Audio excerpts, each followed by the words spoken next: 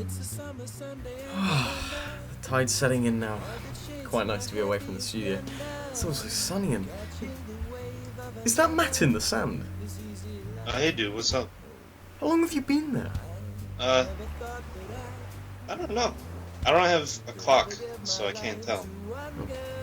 Okay, well, seeing as we're both here and they're already recording an episode in the studio, do you want to record our own right now? If you could, dig me out first. Well, you can stay there for now. I'll dig you out after the show, we'll just go with that.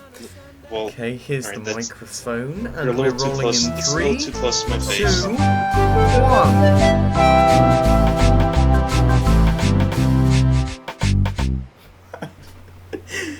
Hello and welcome to another episode of ThomCast. This one is just hosted by myself, George, and I'm today joined by Matt B. Matt, Yeah, how I'm a are you? guest. Not part of the show anymore. Yeah, I know, he's been exiled for exiling himself in the past. Listen, I got hit by 4 oil trucks, and I broke 4 legs. So I was in the hospital for 3 weeks. It's good to be back. Is that really an excuse, though? Well...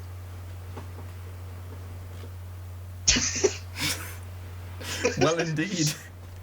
Well, we've got an action-packed show for you today. It's basically just going to be me and Matt just talking about whatever we can think of. But first, the one piece of news that has hit the interwebs this week has been the first image of the Bachmann Oliver. And it's been met with, would you say, a middling reception, Matt? It's a bit shit. It's a tiny bit garbage. I think... Yeah. Well, okay. It's... Alright, I think, personally, I think it's the lighting. Because, whatever lighting Bachmann does, or uses for their promo images, it doesn't really represent what they look like, in the final product.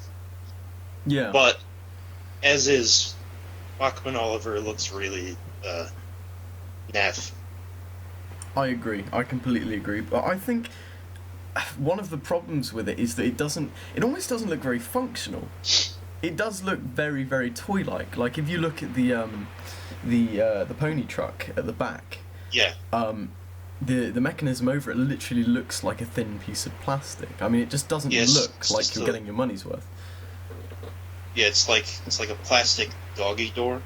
Yeah. Just slapped on. Yeah. And of course, I mean, not that anyone really expected it, but you've got the sort of closed-off cab, which, I mean, I think people have been hoping for open cab in the past. I'm not sure if that's to do with the obstruction of the motor, but I mean, that was already a problem, and again, that hasn't been fixed, and now we sort of got the whole problem that it just looks shit. Yeah.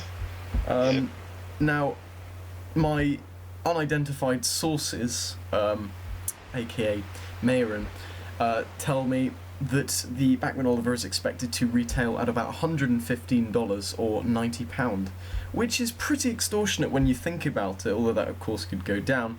But in comparison, the DJ model's 1400, which is the new retooling of the 1400, right up to date, is £99. So for £9 extra, you get a super detailed real-life equivalent. I don't think that this Bachmann Oliver really justifies itself for that price. I don't know what you think. I mean, come on, the doggy door that's not attached to the pony truck, not letting that go. That seals the deal. I mean, if it was a piece that could snap off and you could use as a doggy door, then I mean, it's a double functionality there, isn't it? That is true. Then it'd be like 200, because that's too much. That's too much bang for your buck. Yeah. No, I agree. I mean, another thing to look at as well on the model is the funnel and the dome. They're interesting, aren't they? The dome is incredibly tall. A source who I will not name said that it looked a little bit phallic, which has then led to the creation of the term dildome. It just doesn't look very appealing, especially for the RRP. I mean, if you compare it to the CG model for Oliver, it's pretty spot on, I'd say.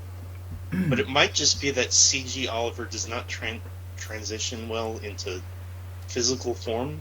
Well, that's true, yeah. Yeah.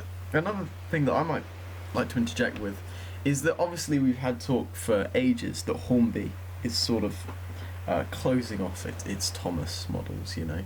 It's shutting down its shops.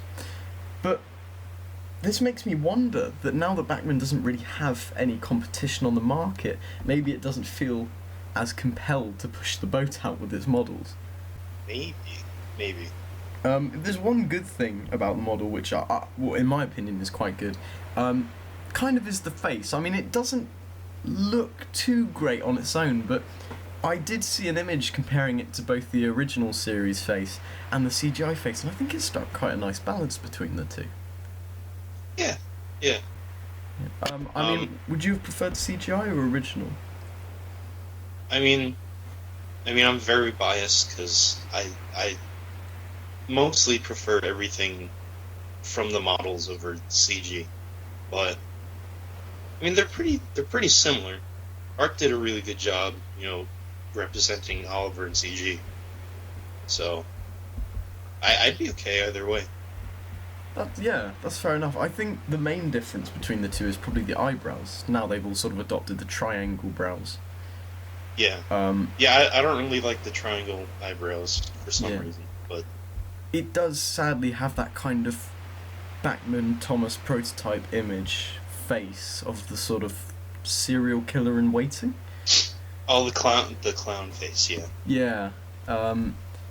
I mean, I think the main thing to take away is that this is, I suppose, is it technically a prototype image? I suppose it is.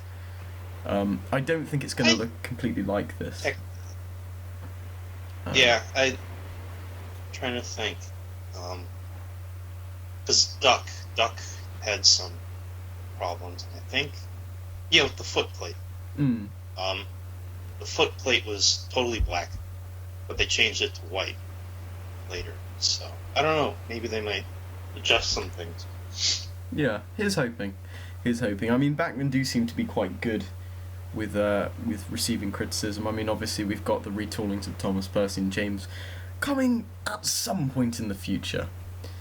If there's one thing you can say about Bachmann, it's that they don't really release things too soon after they're announced. But that is definitely something to look forward to, and yeah, here's hoping there's going to be some changes made. So, look shit, but let's be optimistic about it. Yeah. Optimistic shit. Yeah. Now, perhaps this might be a good point, obviously, because we're nearing the end of the year, Matt. And as we know, in January each year, Hornby and Bachmann both like to announce what they're making for the next year. They bring out their... Well, Bachmann's still announcing what they're making. Yeah, that's true. But if they do announce any new Thomas models, what would you be most interested in seeing? Daisy? I'd love to see Daisy. Please don't tempt me. I will literally buy 60, Matt. Well, now Bachmann has to make Daisy. Yeah, I mean, look at the customer demand. I want to see... And, you know, for all of those railway purists out there, you can just put one after the other and make a proper DMU set, right? Right? Yeah. Right? They just all have... They just all have faces. With lipstick. It's good. Yeah. And, I mean, come on, the Daisy face isn't that far away from Boko's. Come on. Oh, yeah, Boko. Let's get a Boko. That might be the most anticipated model, surely. Or the character people want the most now. I could be wrong, but I can't think of many other contenders. Well, I know people would like Bachmann to retool some of their engines, like they're gonna adjust the paint errors on James. That's coming eventually. Some people might find that useful, who have, like, you know, tried to customize their Jameses and just hasn't gone so great. Yeah, some people. Yeah. Some people I know.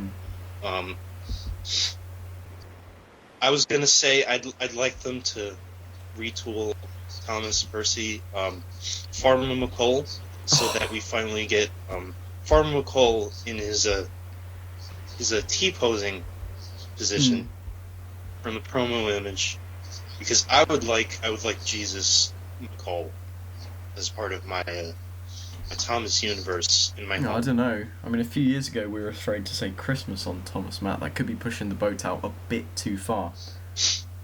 Jesus McColl died for not only my sins, but your sins and Bachmann's sins. So you know what? I think it's only just to give him a toy. Do you think, with enough of a social media campaign behind it, Bachmann might listen? For Jesus McColl? Yeah. They'd retool their Farmer McColl to Jesus McColl. Maybe. He's hoping. Possibly. No. Well, there's one more thing we can talk about relating to Bachmann, Matt, and that is the return of the Tomix range. Now, what are your thoughts? Yes. I'm glad they're back. I'm a little sad that they don't have the super accurate model faces anymore. But that's okay. We're adjusting with the times. I've got to confess, I know nothing about this. Like, have we seen any images, or are they making new engines? Or... Yeah. So far we've just seen images of Thomas and Annie and Clarabelle. Annie and Clarabelle are exactly the same, so they have like season, like classic series faces. Right. And there's the Windmill, I think, and Farquhar. Oh wow. That's enough to persuade me. We have a nice little start to the range. Maybe they'll finally finish their Gordon model that they planned. I don't know. Yeah, Yeah. I mean, they've always been quite fondly seen by the community, you know, like the Tomix Thomases. The Tomix Thomases, oh my god. The models, the small models, the little wee models. Little baby models. In a way, they're better moulded than the Bachmann engines. And they've got faces that everyone prefers. Yes. So it's kind of win-win. I think the only problem is that they're so rare. But if they're getting retooled, then that's definitely a really good thing, I think. One thing I hope they keep, or maybe add to all the engines, is the changeable faces, because Percy had changeable faces. That'd be cool to see. If you could have one more interchangeable face other than generic smiling, what would you go with? Do you want the dumb answer or the serious answer? I want both, but as one singular answer, because there are no dumb answers. Well, as one singular. I would like one of those like a whiteboard face where there's no facial features besides the nose. You can just draw on it. In a way, that's kind of genius. Is it though? I love it. Think of the abominations there would be, though. That's true. That's true. I would make a ton of Jack Skellington faces. Era, well, it'd be appropriate for the time of year, I suppose, but beyond that, it would just be wrong. Something really manly looking, and just that doesn't fit with Thomas. I can't really see any flaws there. Maybe it could work. Maybe. I was thinking of that face that when the model makers made as a joke. What was that one? He looks like the Timothy face. The Timothy face. Yeah. What I would like to see. Well, actually, this could be awful. It would probably be awful. It will be awful, but I'm trying to compare it to something. But the way that in some animation, they sort of cut the face in half at like the cheeks, and so you can sort of go have different mouth expressions. I think that would probably look really bad, but maybe not. Maybe not. Maybe. Yeah. I mean that's like That's like going the YouTube MS Paint route. Yeah, very easily could. You know what? Just give us faces made in MS Paint, and Yeah, that'll be it's cost effective. that'll suffice. People would still buy it They would. because it's Thomas. Yeah. Like how I keep buying the Trackmaster toys. Let me tell you something about Trackmaster. Fuck Trackmaster. I've wasted so much. I bought the Flying Scotsman, and it's just this green piece of shit that I threw by accident across the room, and the thing it's scattered everywhere. It's garbage. It's not going to survive in a child's hands. I don't get the design shit. with all the smoke on the sides. It just looks so It's lame. really bad. Yeah. It's very bad. It's decals for some reason. Is it? That's so weird. Yeah, they're decals. That's so weird. All right. Anyway, so Tomix Thomas, we're glad it's back. We are glad it's back. Yeah. And whether it's going to be available in the US or even, I would hope, the UK. Well, we don't know, but we can hope. Dream. As to whether it will Hope come for with a a better whiteboard time. face, that may be further afield. It's a bit of a stretch, but I can dream. I can dream too. But sometimes. Speaking of dreaming, can I just tell a little story? It's not really related, but it's Thomas You related. go right ahead. Okay, so I'm in my room right now. It's not that big, but every night I go to sleep. There's this Thomas globe that I have. Now I love this Thomas globe. It's something that I have good memories with. It's from my first date with Thomas ever. From Strasbourg.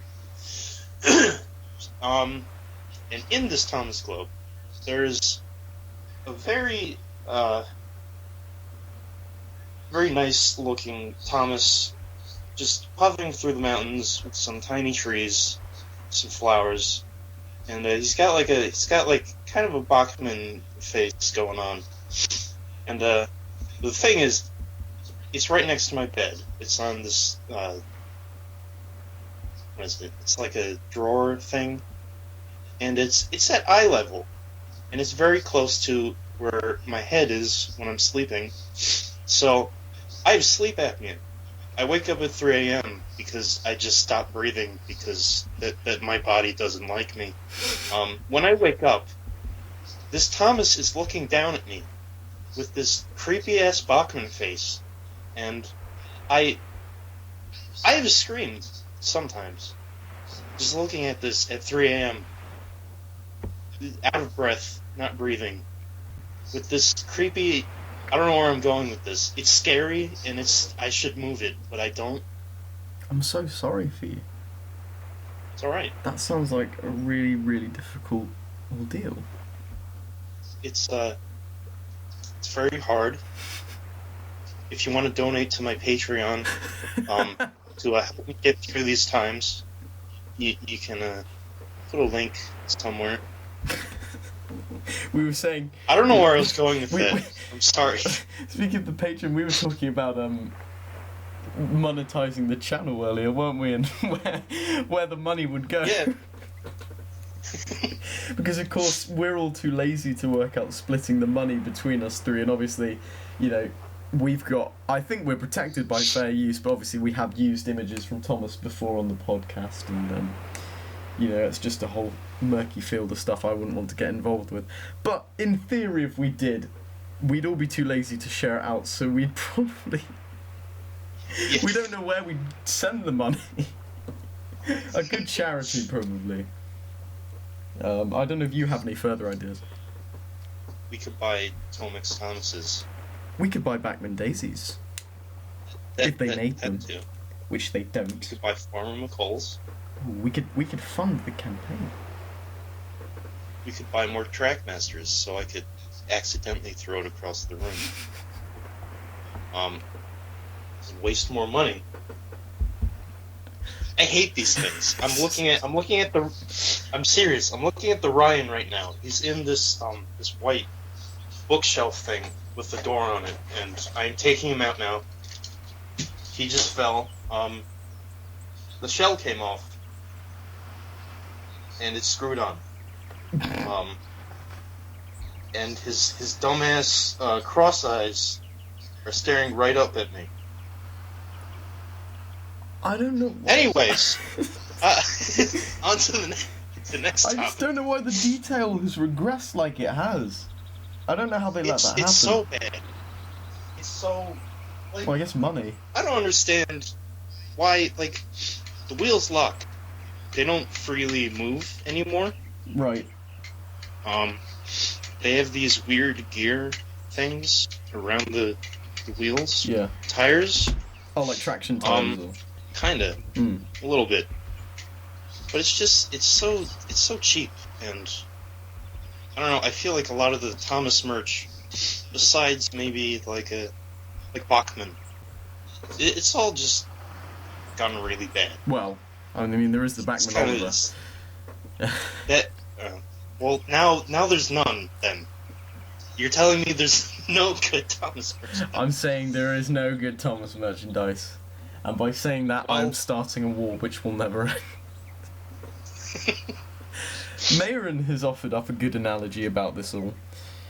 He says, it's like how BR standardised everything with their standard locos, whereas the pre-nationalisation engines looked much nicer, but weren't standardised.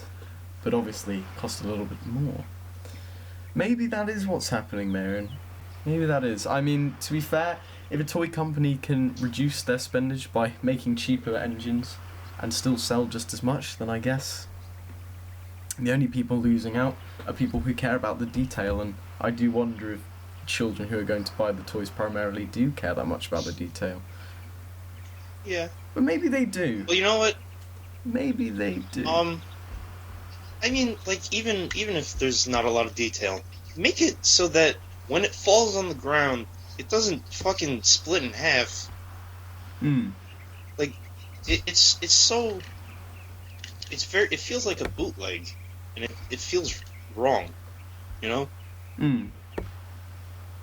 Like, it could be, like, dangerous to children. I was just thinking now, because, Mayoorhan also said, Tomix is the last good range. I just remembered, I have some wind-ups. I really like the wind-ups. Yeah. Play-Rail's still going. Play-Rail's, the same as it's ever been. It's Tomy. Really, it's just Japan that's still got good merchandise. And you know what I think's still good, though? It won't win for detail, but minis are just so charming. I just smile whenever I see them. They're kind of funky, and I think maybe they're not the best representative of what Thomas is. But they're good bang for your buck. I guess. I don't know. I'm not too. I'd rather have the wind-ups. You know? That's fair. That's completely fair. Yeah. Yeah.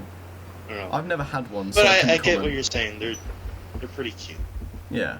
I mean, I am they're quite partial to the kawaii. SpongeBob ones. Not that I've ever been a big fan of them, but yeah. They're very intriguing. But yeah, I suppose the next thing we could talk about, Matt, well, not really talk about as such, because it was covered last episode. There has been some new episodes of Thomas. I think we both kind of agree that we in general like them. I don't know, would I be wrong in saying that? Yeah. Was there a... No, yeah. you're not wrong. It's I like them. Would you like to elaborate a I mean, bit? I mean, we weren't there, so I guess we have a bit of free license too. Like we're talking about the Christmas Carol episodes, right? Yeah. Yeah. I don't know. For me, it was a bit of a mixed bag. I really liked the episodes with Glenn, Same, actually. I liked Love Me Tender. That was probably my favorite. That's been popular with a lot of Simply people. because because I feel like they did such a good job with Donald and Douglas. Besides not saying that they're twins, which is kind of weird, but then we have what do we have? We have the Daisy episode. Railcar and the Coaches. I thought that was okay. I don't know, what did you think about that? I'm kind of glad you said that, because it's no secret that Daisy's probably my favourite character. And I think you're right, it wasn't a bad episode by any means. But I did find it disappointing, especially because it's written by Davey Moore, who is by far, in my opinion, the best writer that the show possibly has ever had. Controversial thing there. But I think what disappointed me was that it felt like a 5-minute episode stretched to 8 to 10 minutes. And I think for me it definitely could have ended when Annie and Clarabelle tricked them, but it just sort of kept going and sort of sagged.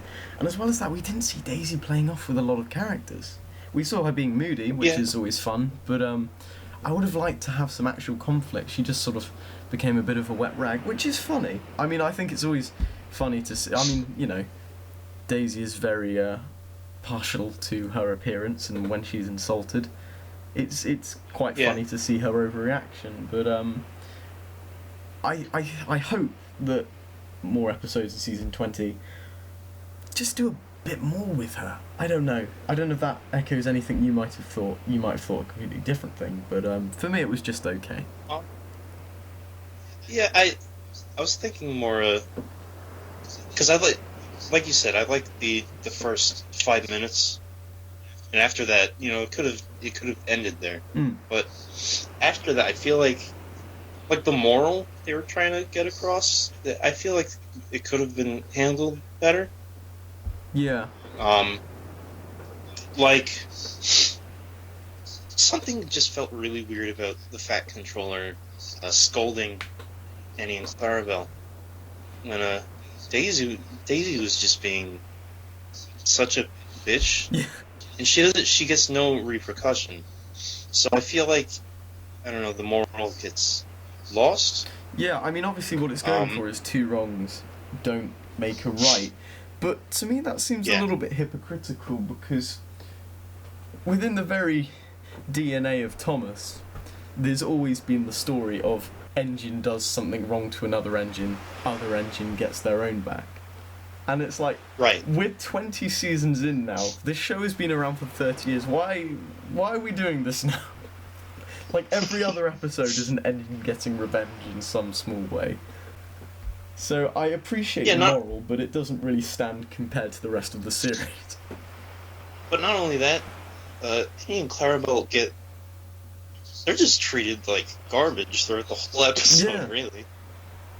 And it's kind of, it didn't feel good. No, I think it felt watered down. I mean, for a Daisy episode, it didn't have that kind of, I guess, edge isn't the right word. It wasn't satisfying. It was just, like you said, we've had so many stories like it, but I'm trying to think of an example of another one.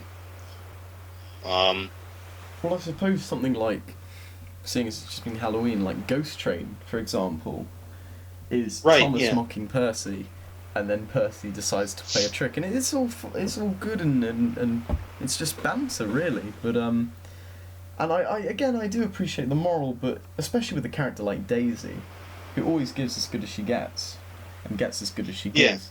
It just felt like it was a little bit watered down in the context of the character. Yeah, like the Fat Controller scolding Annie and Clarabelle I feel like it kind of took away from that, that formula. Yeah. So, yeah. Yeah, it wasn't all that satisfying.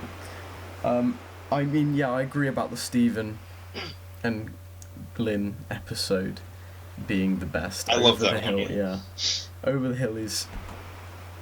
Personally, I think Over the Hill is one of my favourite episodes of the kind of new golden era, I suppose that's what you'd call it. It might have a proper name, I don't know. Yeah. Some people call it the Renaissance, which I think is kind of I don't know what I think about that. I kind of like it. I want to say it's dumb. I kind of like it though. Yeah. Yeah. I mean, I'm a sucker for like awful races and things, or like awful competitions where people participating are just not capable in any way.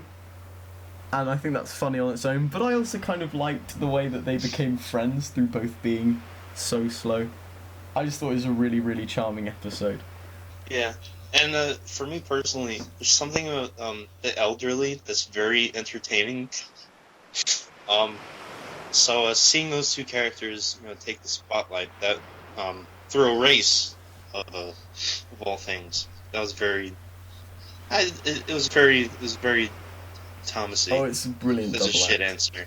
No, that I completely agree. It's brilliant. I mean, as soon as I saw the episode, I went on Skype and said to everyone, like, I really, really want models of both of them now, and I just want a little layout for them both to just run around at like 1 mile an hour. Yeah. I'll take any gauge. I think possibly N gauge might be the most impressive. Just they have this really long line that they can just do one loop of every, like, I don't know, 2 hours. Yeah. Yeah. But I thought it was a lovely episode, and it's probably my favourite of the cluster. Yeah. Is there any we haven't talked about at all? Letters to Santa. The song. Letters to Santa. That's it. Okay, we'll talk about the song later. There's a song. Glenn's Christmas Wish. I don't think I'm a very good fan. Oh, I haven't heard it. No, you are a very good fan. Don't listen to me. I'll post my kind of like reception of it over the credits, I think. We'll do that. For better or worse. We could talk about Eggplant in general. Eggplant? I guess. Oh, yeah, Hugo. The band. Oh? What? Oh. Wait, what is Eggplant? What is Eggplant? How did you get I thought that Hugo might be a nickname for Hugo, seeing as he just looks like this really long, weird object or something. No. Oh. What? I didn't even connect that. What? Why are we talking about Eggplants? Because they made the song Glenn's Christmas Wish. But, and it was bad. Right. Well, let's talk about Letters to Santa first. Okay, yeah. Okay. It was okay, in my opinion.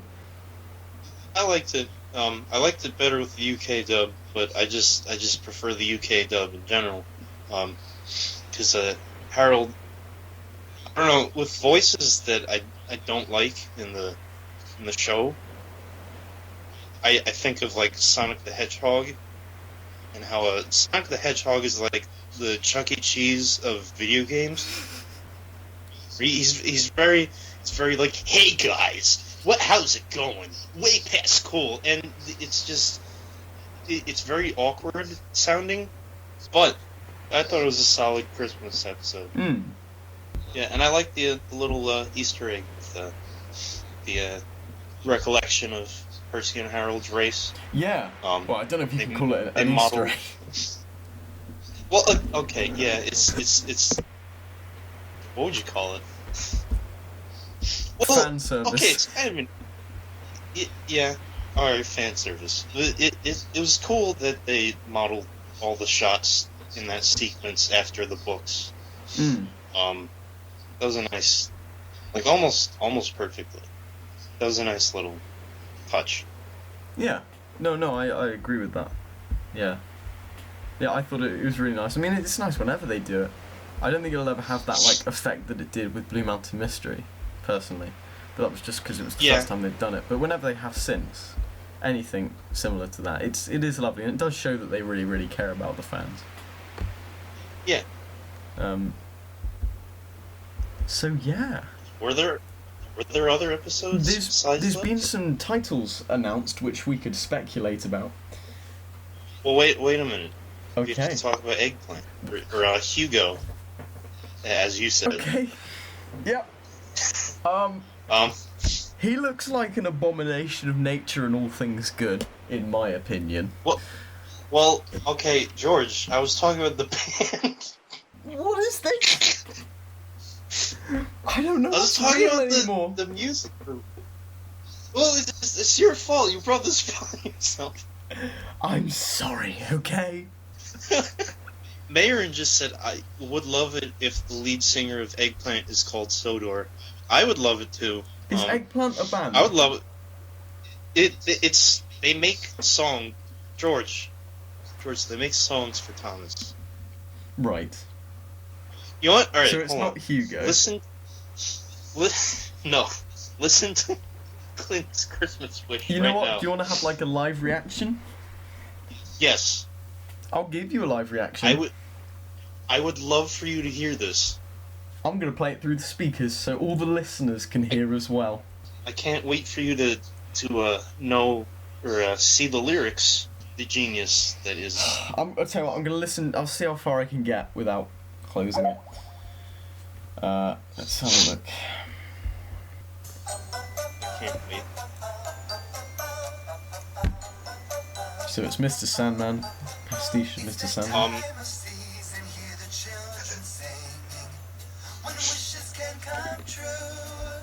I'm getting PTSD already. No. George, was it bad? It wasn't good. But you didn't get to a Christmas time is a time for things. I don't want to get to a Christmas time is a time for things. But it's important. It's not important. You have to know that Christmas time is a time for things, and that Glyn is a thing. This episode's structureless already. I'm going to go on a tangent about that a second. Thomas songs. You know how they used to be really good? Yeah. I don't know what happened. And occasionally there's one with a special that's quite catchy. You know what? I think this could be a good topic because we have a new composer for this season, don't we? Yes, we do. Whose name I have forgotten at this particular Chris second. Renshaw. Chris Renshaw, of course, yes. And he worked as in the kind of technical department for the music previously. Yeah. Okay. I think he's okay. I liked his music in Great Race. Everything else it's okay, except Diesel's theme. I thought that was a bit shit. Didn't really fit Diesel at all. Fit Duncan mostly. I don't know. What do you think? Like a sort of, yeah.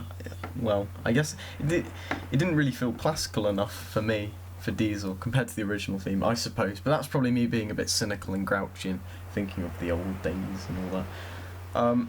I mean, yeah. It doesn't really fit his character. Like I get the whole point of Diesel and the Ducklings, which I didn't think was that good, by the way. The whole point is that Diesel's trying to impress Ari and Bert that he's a rough and tough, but it still doesn't fit Diesel with the drum beat. I agree. I think in general, I like the music. I really do. But I don't agree with the general consensus that it's as good or better than what we've had. And that's fair enough. I mean, it's a new composer. You know, give him a few years. And, you know, our previous composers, I think, did take quite a few years to really get into the swing of things. At the same time, I'm going to be stealing from an opinion by TARDIS Rescue here, but I kind of have to because I completely agree. He's very good at kind of copying themes and creating pastiches of certain types of music. But in terms of original compositions, nothing's really blown me away. And it does feel like he does take a lot of outside inspiration and kind of adheres to that more than what's actually going on in the story, in my opinion. I don't think he's really as perceptive to the story and what's going on and then applying that to the music as we've previously had. Yeah, I don't know if I totally agree. Like in Love Me Tender, the Donald and Douglas theme, I thought that was great. That's really it, I guess. The music in Letters to Santa, I liked. Yeah, no, there are definitely isolated bits that I really like. There's the bit in The Great Race where Percy's talking to Thomas and being like, yeah, lol, no, can't do this. Why don't you do it? And there's a particular piece there that I think is really, really nice. Oh yeah, when they're at the steamers, right? The opening music for The Great Race and the bit where Flying Scotsman's leaving after meeting Thomas and Gordon. I think that's really nice, leading into the first song. Yeah. I think he is very capable. I think he just he hasn't found a proper identity for the music, I think. It's quite diverse, and I think that definitely has benefits and also downsides. Yeah. Did he do the sing-alongs for The Great Race, or was that someone else? I think Andrew Brenner wrote the music, and I don't think... Well, we wrote the lyrics, and I don't think he wrote the music, actually. Because I was going to say, I really like the songs in that, but oh, yeah. I didn't do that. Yeah, no, I completely agree, and if he was responsible for that, then kudos to him, that was very good. We've just been told by our ThomCast moderator that it was someone by the name of Oliver Davis who worked with Renshaw, which is fair enough. I think I might be sounding too harsh. I do like Chris Renshaw's music, but it's currently relying on a lot of outside sources. I haven't seen too much where I'm like, that's definitely Renshaw, as opposed to, like, for example, Stephen England's Race. That's obviously awful. Yeah, Eye of the Tiger. That's it. Eye of the Tiger. That's it. The Ragtime Jingle Bells, the original Thomas theme. Yeah, I mean, I like it, but I'm a little more indifferent than other people. Like, nothing's really blown me away. He's still trying to find his place. I think it's just coming off Legend of the Lost Treasure, you know? Like, just how fantastic the music was in that. It's just a little bit... Plus, that was a live orchestra, so, yeah. I think that definitely has an effect, but, oh, no, of course, yeah. Yeah, there's some people in this community, I will say, that, there's two extremes. There's people that will complain about everything and aren't satisfied, but there's also a surprising amount of people that will say, Tom's fans like to complain, there's nothing wrong with it, and I don't think that's true.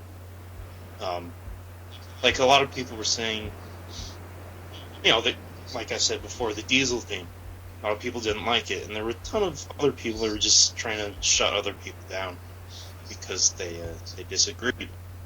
So, I don't know. It's, I don't know where I was going with that. No, I know. I get what you mean. There's definitely two ends of the stick, and obviously there is a question of where does criticism end and hating begin? Yeah. And there's certain things. Thomas is a very nostalgic show for people. I think certainly there must be a lot of things that strike a chord, for better or worse. For example, Streamline Gordon. A lot of people argue that was a bit blasphemous to the Reverend's original vision, but in my opinion, the show's so different to what the Railway series was that they're pretty incomparable at this point. Yeah. No, I totally agree. Yeah, I mean, I think ultimately you're right. There are two extremes, but it's good to really aim for a happy medium between the two, and it's okay to dislike things and it's okay to defend things. It's just when it turns nasty, as it does tend to at times, then you've got to ask yourself, is this really worth argument? Well, it might be worth it for entertainment value, but oh yeah, for mental health, no, it's I'm talking about talking trends here. So I don't know. How did I get to this? Renshaw, Eggplant. Eggplant's terrible, as you've heard. They've done too many songs, I think, and they're like the Nickelback of Thomas, I think. if I'm honest, I can't tell when I'm hearing a new one and when I'm hearing an old one. Like, they are all the same. Like, I listened, when I first listened, I'll be honest, I realised I've heard that song at some point, and I was like, is this exactly the same sounding, or is it actually a new one? So, yeah, there is a problem there. Yeah. Honestly, I kind of missed the awful children's choir. I didn't think it was awful. It has a certain charm to it. Yeah. You know? I mean, I don't know. Charming through its awfulness, I would say. But it's, you're right. I don't know particularly what it's missing. I think it maybe just sounds a bit too perfect, I guess. Maybe not flawed enough, you know? I don't know. No, I wouldn't say it's perfect at all. It's very copy and paste. Yeah. It's very, let's go to Wendy's and write things down on a napkin. It's very that. It's very processed. Yeah, it is perfect. I can't really disagree with that, yeah. There's no heart to it, really. Yeah. All the lyrics seem to be the same. We all love Thomas. 3 cheers for Thomas. And then on occasion, Christmas 3 cheers for Christmas, Thomas. Christmas time is the time for things. Thomas and Percy are friends. The engines are very engine. I don't know. I think those are better lyrics. I'm the only... Honestly. What? I think those are better lyrics. Oh, what I said? Yeah. The engines are very engine. Yeah, you know what? We should write a song in broken English and get someone to do the music. I mean, yeah. I mean, there's artistry in that very sentence. The engine's very engine. It's really giving off connotations of the question, what is it to be an engine? It's great to be an engine when you're engineering along. Engineering along. Engineering along. I'm gonna throw myself out this window. Because... I'm not gonna say what Mayoorhan's put, but I kind of love it. Okay, yeah, no, we will move it on a bit. Matt, do you think it might be time to take some questions? Because we've got quite a few. Sure, yeah. Sure, okay. Right, let me just find the proper list so I hopefully won't miss anyone out.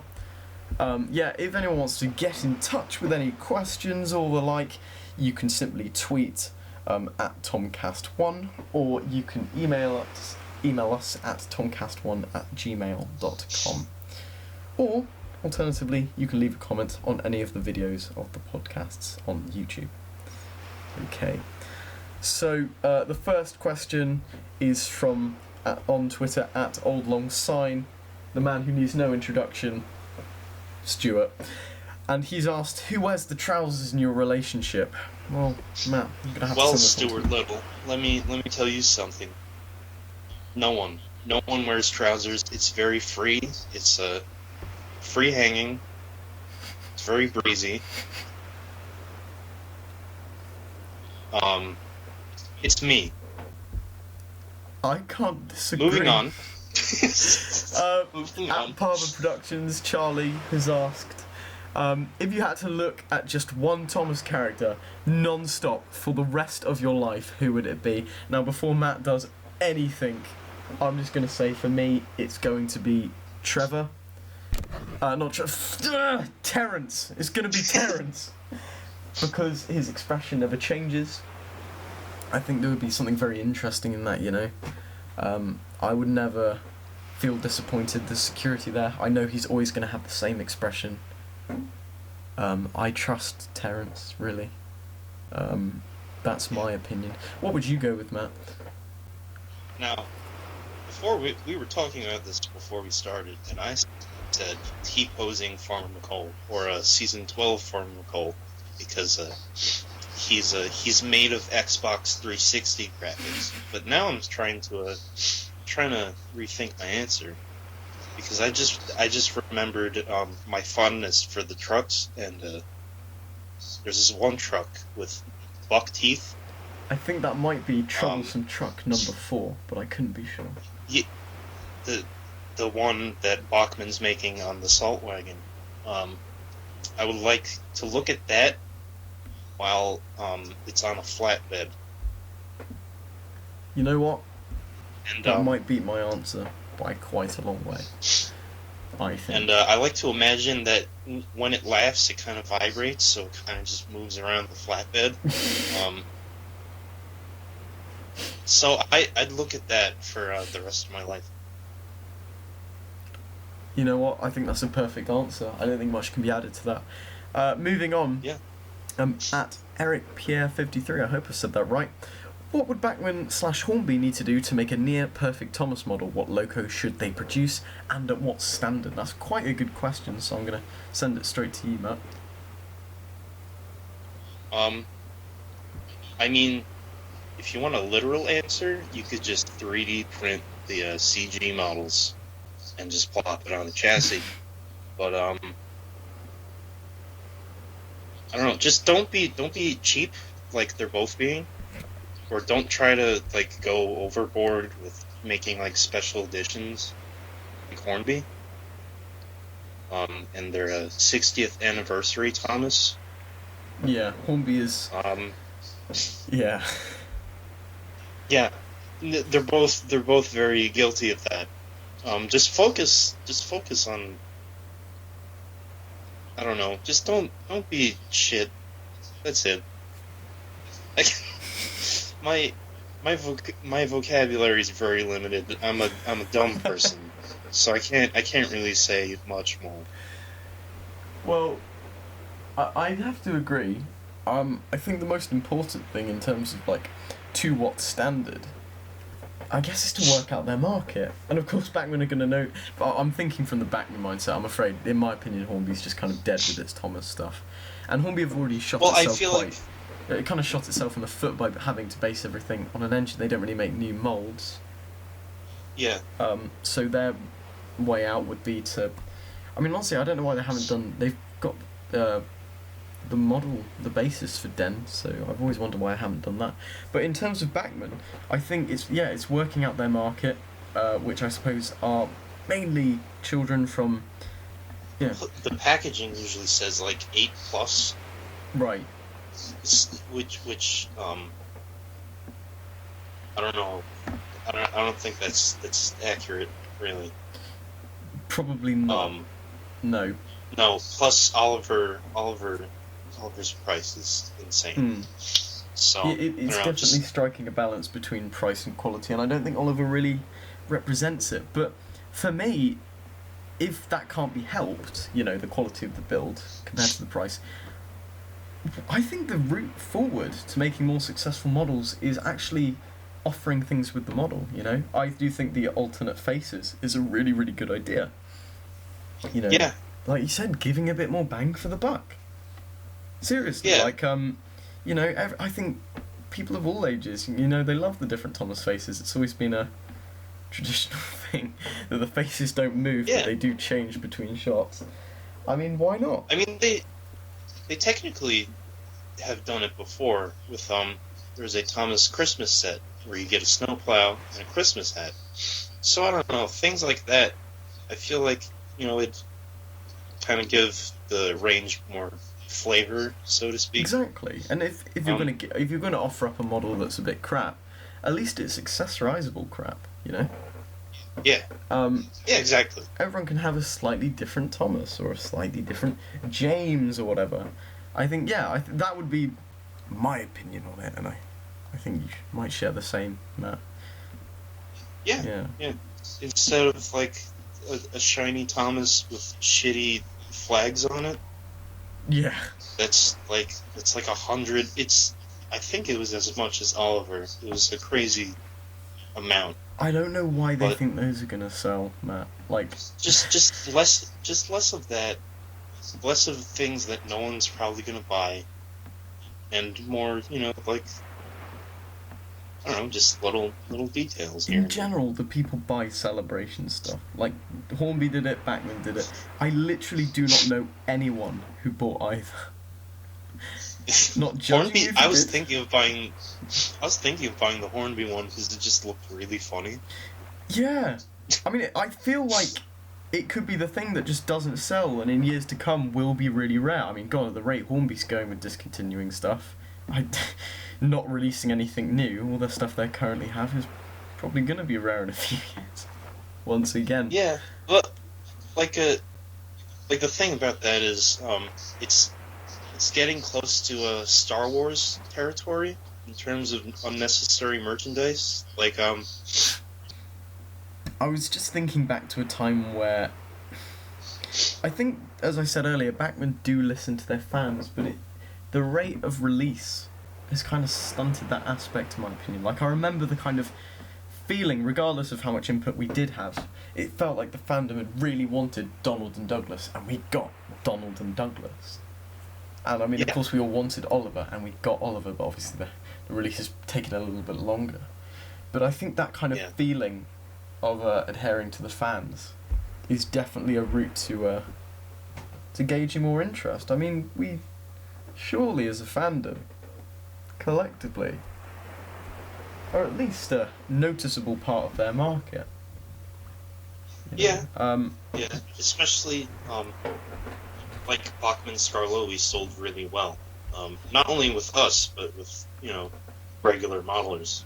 Yeah. So I feel like not only that, not only appealing to us or children, but you could also do things that I guess appeal to regular railway modelers. No, I think they should be.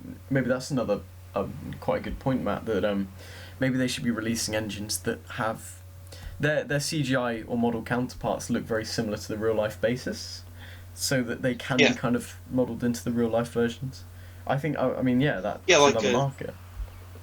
Like Boko, I think Boko's a perfect example. Boko's not really a great character or anything, but he's the best character.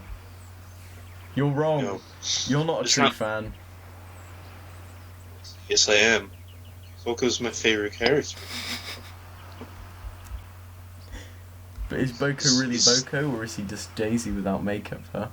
That's the question I pose to you. Boko can be whatever he wants. I will love him either way. Well, I can't disagree with that. Right. Where was I? Oh, yeah. I have no idea. Boko. There's not many Kobo models out there, so I feel like there'd be some sort of demand for that somewhere. Oh yeah, like the Kobo models are really expensive already. So even as a cheaper alternative. Yeah. No, I completely agree. Yeah. So I mean, I guess that's the point. It's kind of working out markets and how you can expand them and appeal to different age groups and particular interests. I mean, I just still want my Bachmann Steven. Is it going to happen? Probably not. But I can dream. I would love Bachmann Steven. Oh yeah, I mean, it might look a bit creepy with the moving eyes and that sort of half smile he does. I mean, now I kind of really want a Glyn as well, but the footplate... Yeah, Glyn would be really creepy. I feel like they'd make the footplate one block, and that would be disappointing, so maybe it's best never released. If I could hold Glyn in my hands and look at those beautiful eyebrows on my layout, I would be very happy. See, this is what Bachmann needs to put into consideration. Think about fans of the eyebrows. Think about Boko. Yeah. At Dan Coffee 1991 asks, if there'd be a Thomas TV character model you'd like to preserve one day, which would it be and why? What would you preserve, Matt? That's actually a very good question. I don't know. I'd normally say one of the engines 1 through 11. But I guess it'd be one of the small scale Scarlowi engines. Maybe Duke. I think that'd be... I feel like Duke would probably be Duke's probably one of the engines that was like put through the ringer, or just I think so. thrown aside. Yeah. Yeah. I mean, is this meant to be engines that we know haven't been preserved? I mean, I think he just means in general. I think like Peter Sam. Yeah. Peter Sam, we know, is somewhere in the world, and he was used, enough as a titular character, but his conditioning wasn't that good. So yeah, I feel like Duke, I would preserve Duke. I would go with Peter Sam actually. I am fond of Peter Sam, and I think his model was really nice actually. So yeah, that's what I would go with. Yeah. Okay. So the next question we have, and I really like this question, but I wouldn't know how to answer it. At CTFEologist asks, are there any unorthodox character combos or returnees you'd like to see in the series? Derek. And is that Derek and Derek and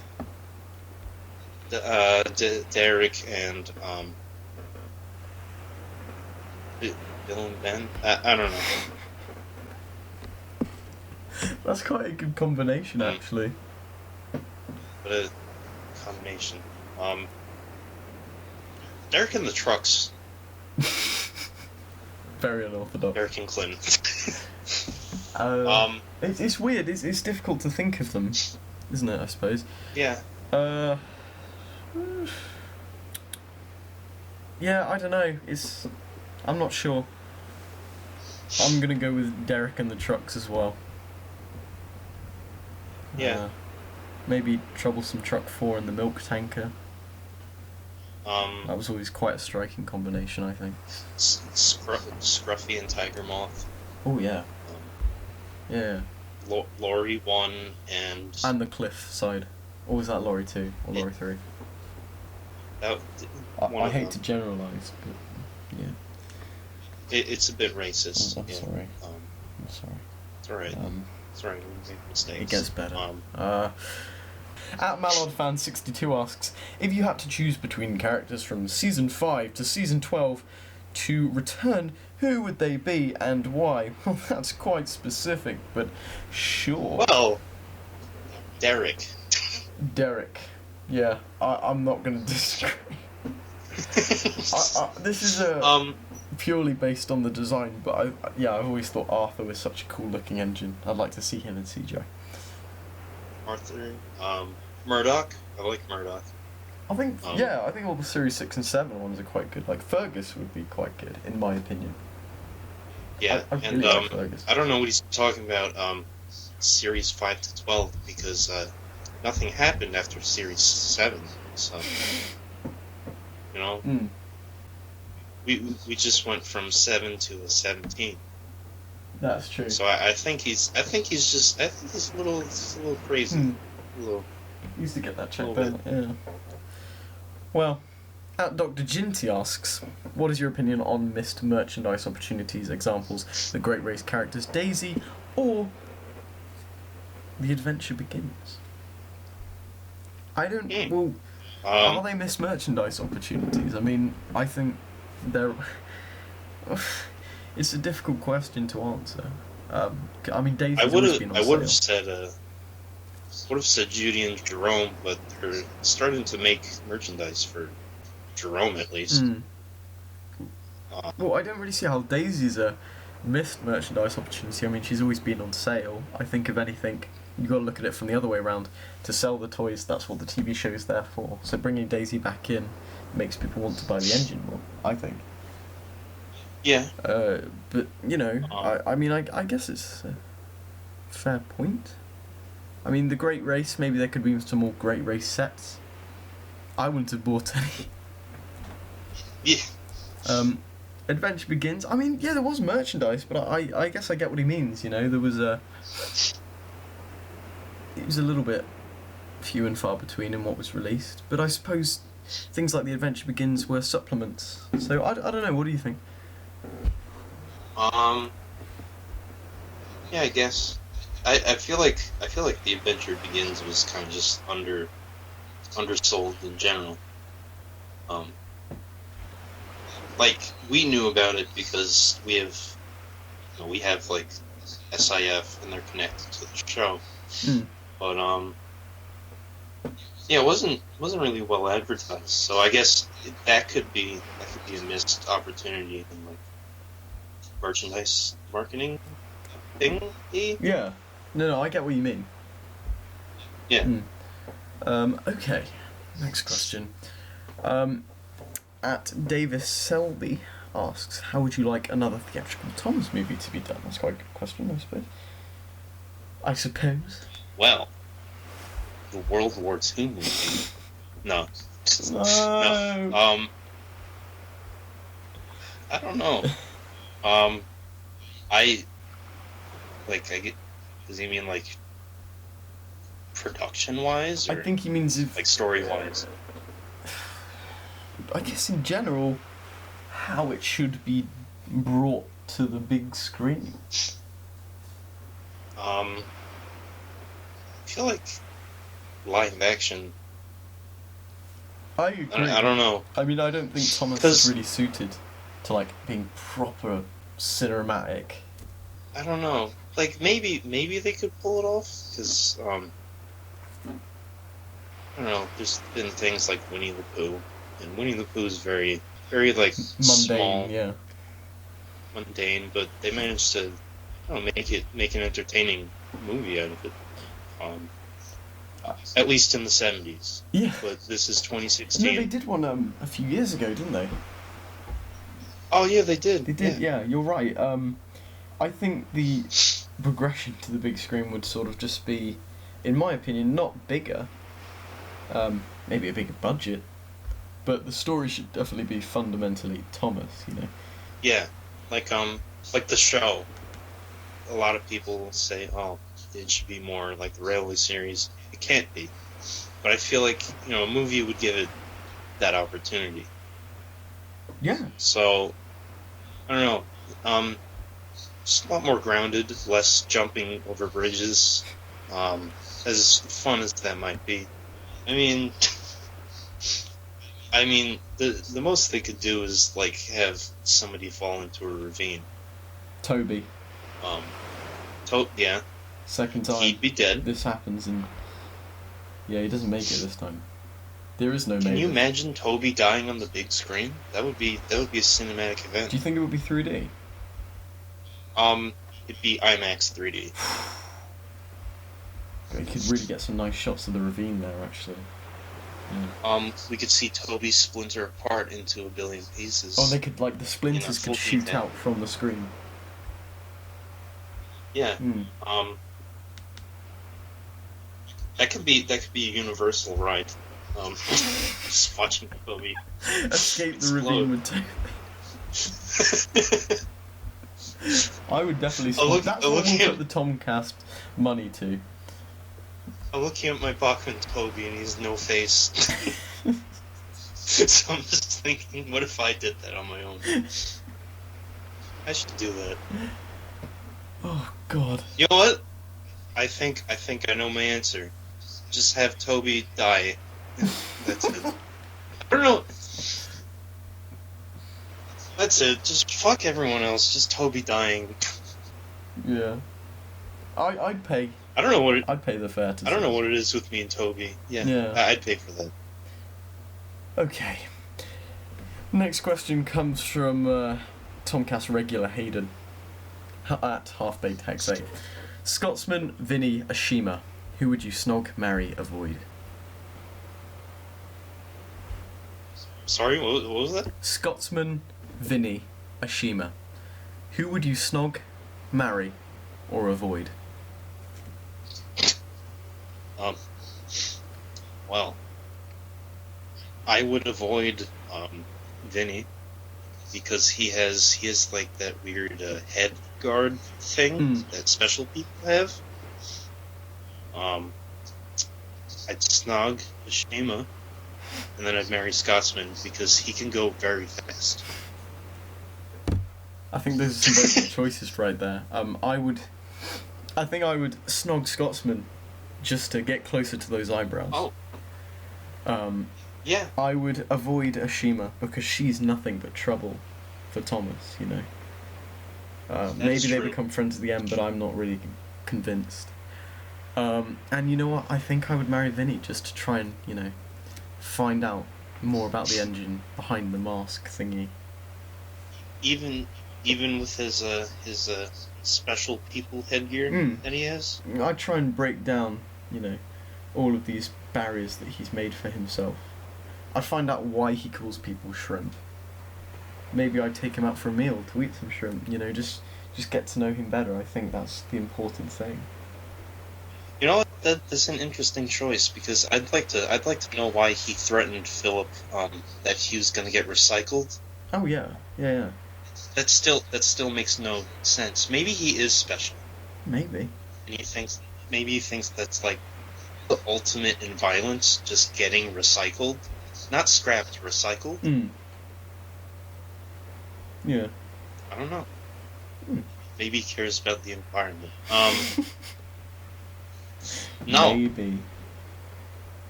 Yeah. I don't think so. Who knows? Who knows? But I wish I could know, because I wish I could marry Vinny. Someone's asked, best narrator and why? Very quick question. No. My favorite, for realsies, is George Carlin, because nostalgia. Great narrator. Yeah. For goofs and gaffs, it's Alec Baldwin. Alec Baldwin. I don't think his Series 5 narration is bad, but the Series 6 narration makes me laugh because of how much he just doesn't give a shit, and he's just there for the paycheck. Right. Yeah. He needs to pay his car insurance bills with that sweet Thomas cash. Yeah. I have very fond memories of just listening to him not give a shit about James getting consumed by a giant balloon. Yeah. Yeah. I can't really continue on that. For me, for nostalgia, it would be Ringo Starr. Being a Brit, I'm also going to have to go with Michelangelo. Early Michelangelis, I think, is technically the best narrator. I can't really comment on the US. Michelangelo's would be like my number 2. Yeah, I mean, narrations like All at Sea and Henry's Forest, coincidentally some of my favourite episodes, simply because of the way he tells them. It's very magical, and just fills me with nostalgia. I think he really understood the stories and kind of the flow of the story. And I will say that Ringo. I unfortunately grew up with Ringo's U.S. narration, which it's basically just Ringo's UK narration, and then Ringo recorded in the bathroom some of the U.S. lines where they say Sir Topham Hatt and trucks, or when Thomas screams while he's getting covered in coal. That was very bad. Those tapes I didn't play very often, but I have come to love his normal narration. Despite really thinking about it, he's a little bored sounding, but it's very soothing to listen to. Oh yeah, he's got a very, very soothing voice for Thomas narration. So I guess we've come to our last question for this episode. You can only talk to one Thomas character for the rest of your life. Who would you pick?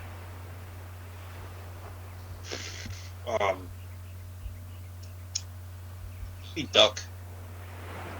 As weird of an answer that is, I feel like I'm one of the only people on the planet Earth that actually likes Duck as a character. But I guess the reason why I like him is purely because he's great for banter.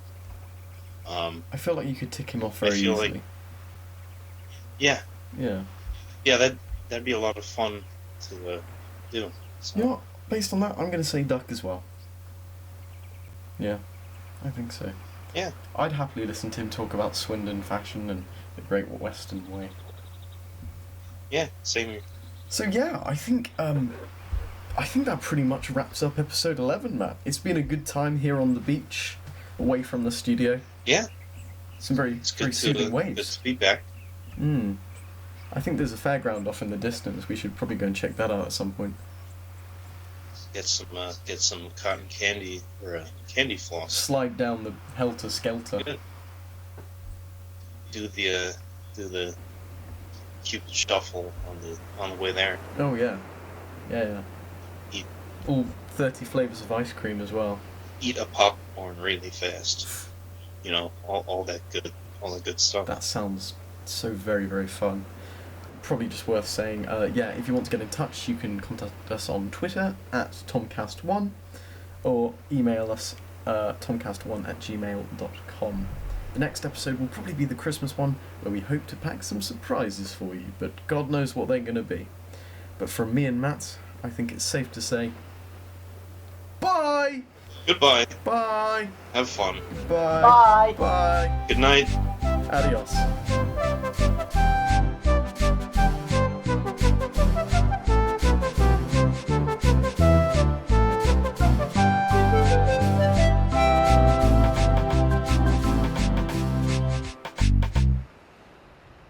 Right, so now that we're done, can you dig me out? No, I can't.